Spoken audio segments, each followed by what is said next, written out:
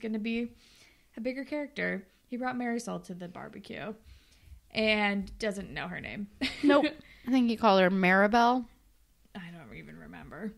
And then Drew was kind of making some insinuations, like he thinks he knows that he's gay, and Riley's like, stop joking or something. Yeah, well, he immediately, it's around then. He like immediately forgets Marisol's name, and then she kind of storms off, and then he and Zane like kind of say hi and make eyes at each other, and he's like, it's so hard to keep all those girls' names, like, you know, remember all of them. And then, what's his name? Drew. He says, oh God, where is it? I lost it. He's like, you don't have the same problem with boys' names, though, right? That's it. He says, you sure don't seem to have a problem remembering boys' names.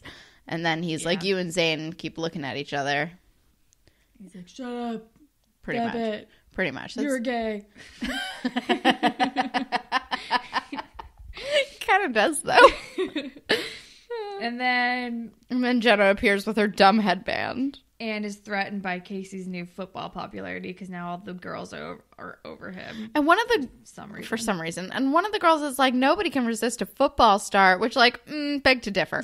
Also, he's not a football star yet. He's not even on the team yet. He's just, like, a guy at this point. He's kind of trying out for the football team. Like, we're not just, like, all latching on. Like, what would happen if he didn't make it?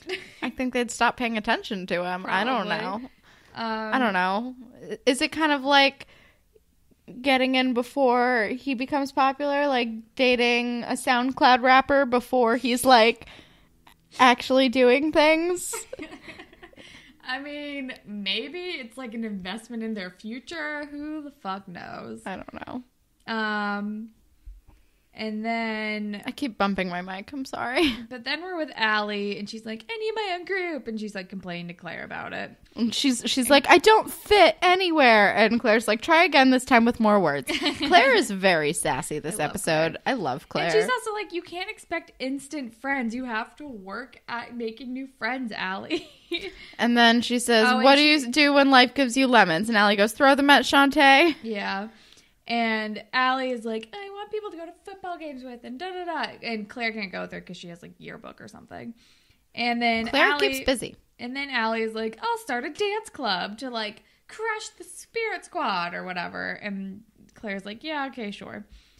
And Alli lives for revenge plots. That's all she does. She needs to have a revenge club because that's all she fucking does. Seriously. But then we find out Casey gave Marisol his phone number because she was like making a contact list or something. And Jenna's like, oh boy, you believe that shit. And also she says that girl collects boys' numbers like other people collect ringtones. Who's collecting ringtones? I don't know. Was that a thing in 2010? I don't think maybe. So. Didn't you used to like Bluetooth like ringtones back and forth between you and your friends' phones? I did not. Also, you didn't do that? No. Also, in 2010, I was a sophomore in college. Well, I was starting my freshman year. Maybe not 2010, but like definitely in high school.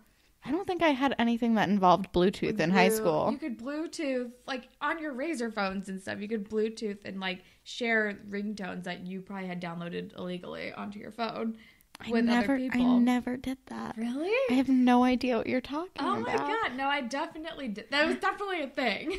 Because you didn't want to pay for like ringtones, so you would just trade them with friends so you could just like collect more. That's a thing. I think it was a thing. Okay.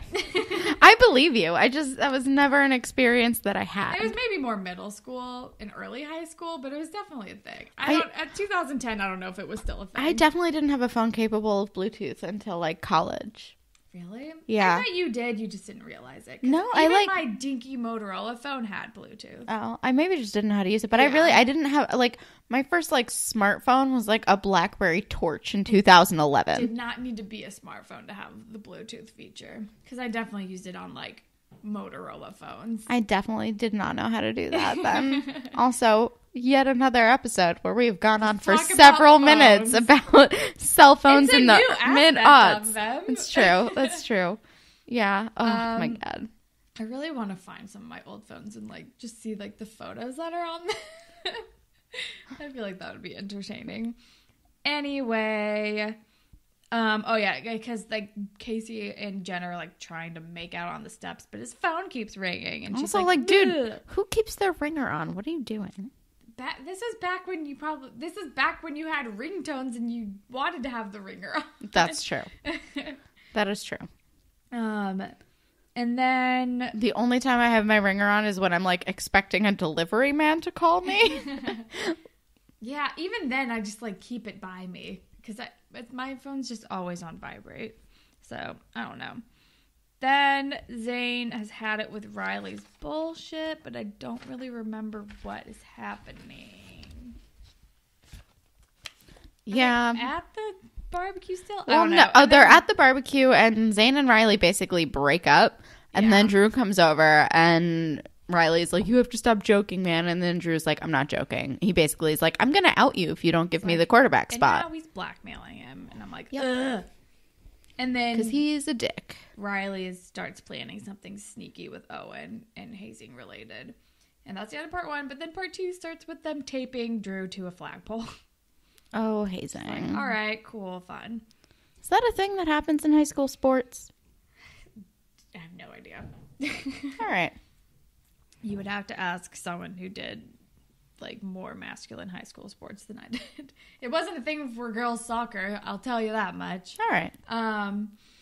But yeah, and then we find out that Alli is starting a dance crew club and calling it the Big D Dance Crew, which I don't understand what that means or where that even came from. Oh, is it because it's Degrassi? I don't know. I like literally just realized. I don't know. Does Big D mean Degrassi? I don't know. I don't know. And she tries to get new Alex on the dance team. Bianca? Sure. Yeah, she's like courting Bianca to be on the club. I've been calling her new Alex throughout all of my notes because I couldn't remember her name. But she becomes intrigued as soon as Allie's like, you can get out of class early, which I don't think that's allowed. I mean, I think it's a thing when you like have a game for sports, but I don't think that's a thing for clubs. So I don't know. But Drew's mom then comes in, all Tiger Mom, and is like, yeah. She isn't taking she is gonna lay she's gonna lay down the smackdown. And I get that we're not supposed to like her the way that they're painting her, but also I think she's kind of a badass. Yeah, but also Drew isn't ratting anybody out because and I was like, are they cool now? But no, they're not cool now. I don't know. And then like Alli starts up her dance club and everyone's just kind of like dancing in like wherever the fuck they are. It's so weird. What is this club? Like, is it just a place where they go to dance? Are they going to choreograph anything? I don't understand. I don't know. And then Bianca fucking comes in with her like hip hop moves. She just comes in and lays it all out there. She looks just like a pussycat doll. She does. She's good. She's pretty good. And Allie's like, whatever that is, I want to learn how to do it. We all need to look like that. And then Casey's just letting Marisol fawn. Like, Casey goes into, like, the cafeteria. He's like, sorry, I was doing something with Marisol. She wouldn't let me leave, blah, blah, blah. But I'm like, okay, you're kind of letting her do this, but whatever. Yeah, because Casey never changes. Nope. He did this before with Claire. Like... And then, like, he leaves his phone at the table, and Jenna goes through it and discovers that Casey's mom has been calling him nonstop. And she's a big fat snoop. Pretty much. But then, I don't remember what happens, but my next note is, God, Drew, this is getting ridiculous. He's still a dick. Basically, Casey comes over, and not Casey, wow. Riley comes over, and he's like, that was cool of you, like, for not ratting me out, thanks. And Drew's like, no, if like, there's a zero tolerance policy, like, if it had come out, then, like, we wouldn't be able to play at all. Right. But now you double owe me, and I don't give a shit if you're gay or not. Like, you, like, based on this, now. I'm like, you know, I'm just double blackmail because he's a dick. And then we're back at the dance club, and Bianca has just taken over, and she's like, rightfully so. She's the only one who knows what she's doing. Exactly. And Allie's like, what's happening? And Alli is not wearing the right shoes for this. No. And then... Sav is still president because we hear him over the intercom. Jesus Christ. And Allie's like, cool, we'll all meet and go to the game together because now we're friends. And Bianca's like, no. She's like, no, we should practice. And then Mr. Armstrong is with Riley, and he tells him that he wants Riley to be captain. He believes in him, and it's very sweet. It's very sweet. Also, he gives no homework so that everyone can go to the game, which, like, is a nice abuse of power, but it still feels like an abuse of power. And then Riley has like a little montage where he looks at the old like football case or whatever and looks at all the old photos from last year. It's basically a Riley shrine. Everyone has so much hair. Yeah, and it's like, oh, remember last year when we did football? That one time. And then we're with Jenna and Casey, and Casey's like, I don't know where my phone is. And then it rings, and Jenna still has it. And then she's like, oops, sorry, I went through it. I called the number. I didn't say who I was, though. And Casey's like, no wonder I can't trust anybody. Which is Casey fair. is just immediate dramatic, though. Yeah. And he's like, my mom's out of jail. Wait, does he tell her this? No, not yet. He just doesn't talk to her. Trust. Yeah, which pretty is much. fair because she like fucking stole his phone, but I also don't care about Casey. I do not give a shit about Casey at all. Then we find out that Alli signed up the dance club to perform at the football game today, which is insane. Because have you seen them? And also, she's just being so dumb. She's like, yeah, she's like, doesn't matter if we're good. It's just so that people see that I have a group of friends. And they're like, what? It doesn't make any sense. It doesn't. It's such a flawed plan. It's crazy. They're like, what? And she's like, yeah. They're like, you just want popularity? And she's like, yeah, obviously that's the whole point. I want popularity and I want Drew or somebody like Drew to notice me and be my boyfriend or something like that. I love Alli, but Jesus Christ. I love her, but she also needs to be reined in sometimes. Seriously. And Bianca's like, that's a bad plan. I'm leaving. And then everybody else leaves after her because they're like, we're not ready and we're doing this to dance, not to like feed your ego. Exactly. Like they have every right to bail on her. Yeah, totally. And then we find out who made what. Casey apparently is a good football player. He's a wide receiver now.